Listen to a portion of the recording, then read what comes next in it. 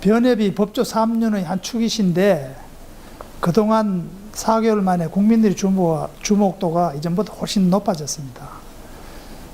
소감부터 한 말씀 좀 해주시죠.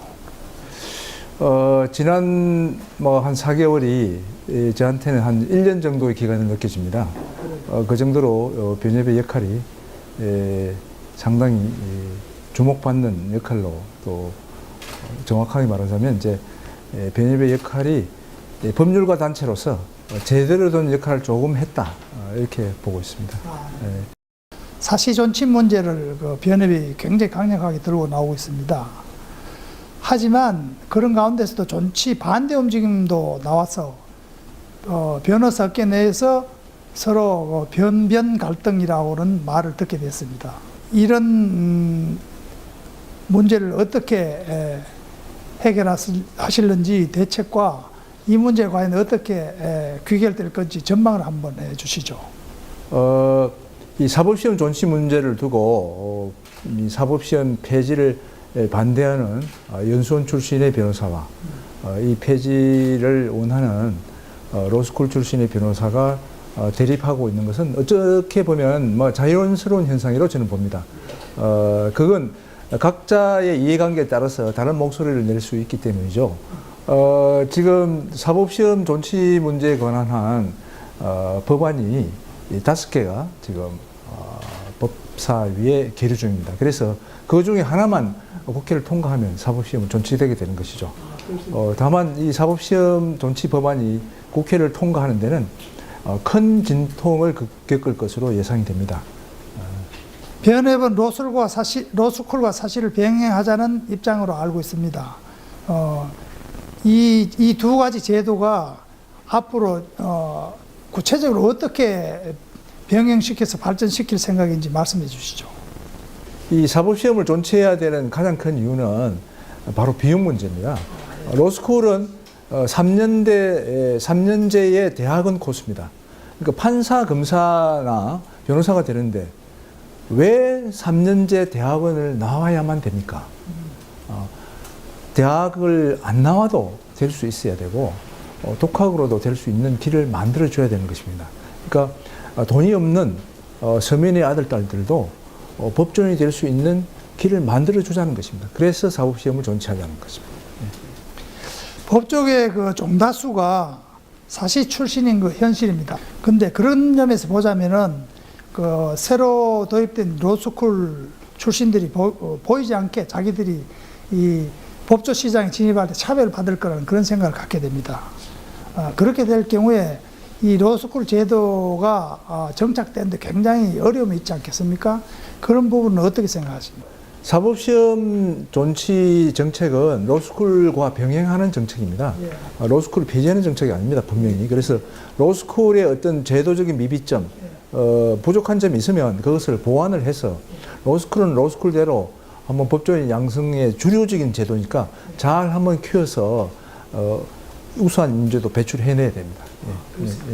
서울 변호사회 회장 시절에 법관 평가제를 도입해서 좋은 평가를 받았습니다.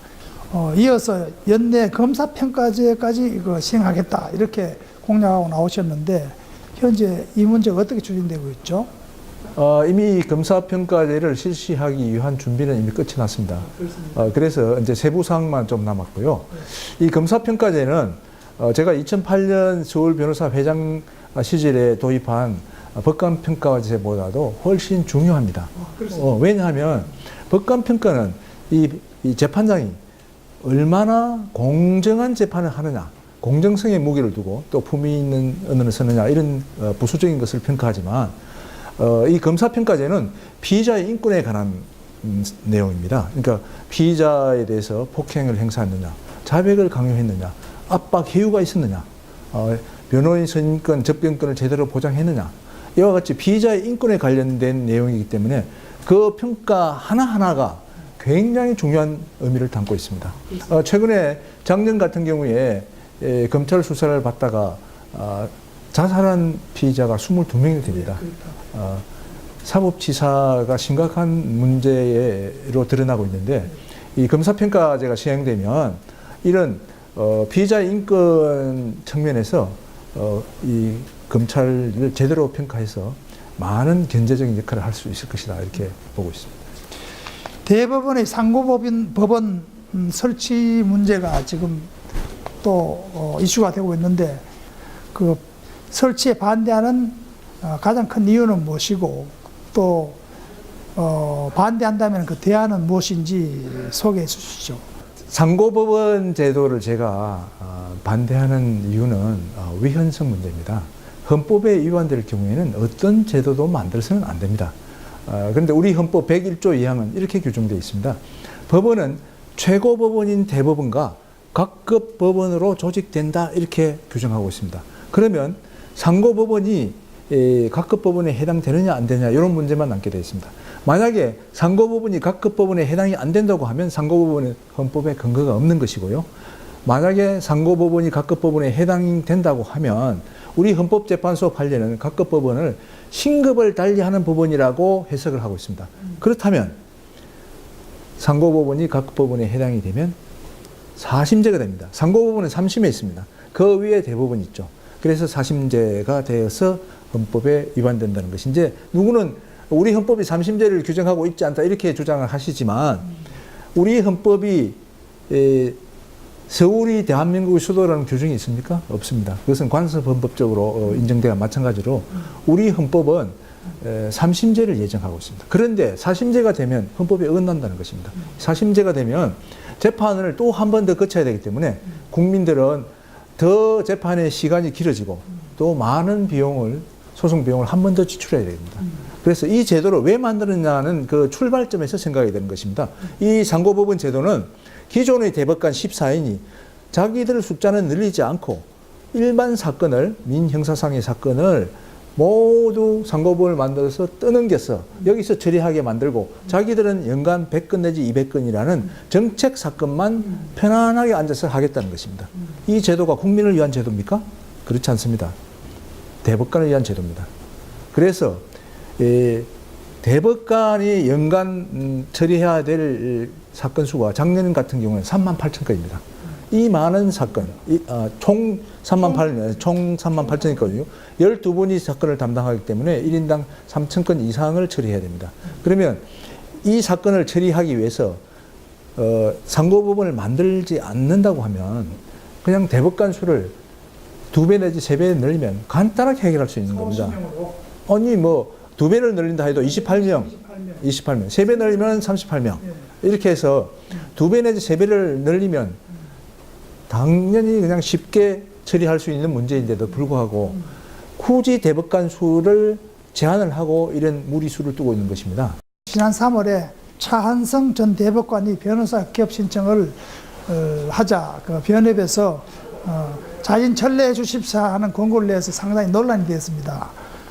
이런 가운데서도 그 정관 예우 타파를 계속 강도 높게 추진할 생각이신지 말씀해 주시죠. 정관 예우라는 것은요, 정말 우리나라 사법계에 없어져야 될 고질적 병폐입니다. 높은 직위에 있던 판사나 검사로 있던 분이 그 공직을 그만두고 퇴임하셔서 변호사로 개업을 해서 큰 돈을 버는 나라는 전 세계적으로 우리나라밖에 없습니다. 왜 고위 공직자는 그렇게 많은 국가의 녹을 먹고 그 명예를 누렸다면 퇴임을 하면 국민을 위해서 봉사를 해야 됩니다. 그런데 그 명예를 이용해서 큰 돈을 벌겠다고 나서는 것은 이것은 완전히 사익을 추구하는 것이죠. 그래서 그 피해자는 결국 또 국민이 됩니다. 국민의 호주머니에서 나오는 그 돈을 또 자기가 가져가야 되니까요. 그래서 이 정관 예우는 예우가 아니고 비리입니다. 정관 비리. 정관의 그 명예를 이용해서 돈을 버는 것은 비리 행위인 것입니다. 그만큼 공정하지 못한 것이죠. 공정한 사회, 법조계가 공정해져야 우리나라가 선진국이 되는 것입니다. 그래서 이 정관 예우의 문제는 제 임기 동안 내내 이 문제와 싸워서 이것을 없애는 데 제가 성공했었습니다. 정관 예우의 문제에 관해서 아까 직업 선택의 자유도 말씀하셨는데 잘 보십시오. 이번에 어떻게 됐습니까? 정관 예우를 받고 변호사 개업을 하시자고 하는 분이 제가 막았습니다. 그리고 또 새로 대법관이 되시고자 하는 분한테도 국회에서 변호사 개업을 안 하겠다고 국민 앞에 맹세한다고 하셨습니다. 그러면 이분은 앞으로 대법관 퇴임하셔도 변호사 개업을 못 하시게 될 겁니다. 그렇게 되면 이제는 대법관 지내신 분이 이 변호사 개업을 안 하게 된 새로운 전통이 만들어지는 것입니다. 이 새로운 전통을 만드는데 법의 잣대를 들이대면 안 된다는 것이죠. 전통에 왜 법을 잣대를 들일 수 있습니까? 전통은 그 전통으로서의 충분한 국민이 공감하는 어떤 새로운 가치가 있는 것입니다. 가치가 있는 이런 새로운 제도를 만드는 것에 대해서 법의 잣대를 들이대면 이게 서로 맞지가 않는 것이죠. 그래서 새로운 좋은 제도를 만들어서 우리 법조계의 제도를 발전시키고 풍조를 고치고 해서 이것은 다 국민들의 이익을 위한 것입니다. 이런 새로운 제도는 반드시 필요한 것입니다.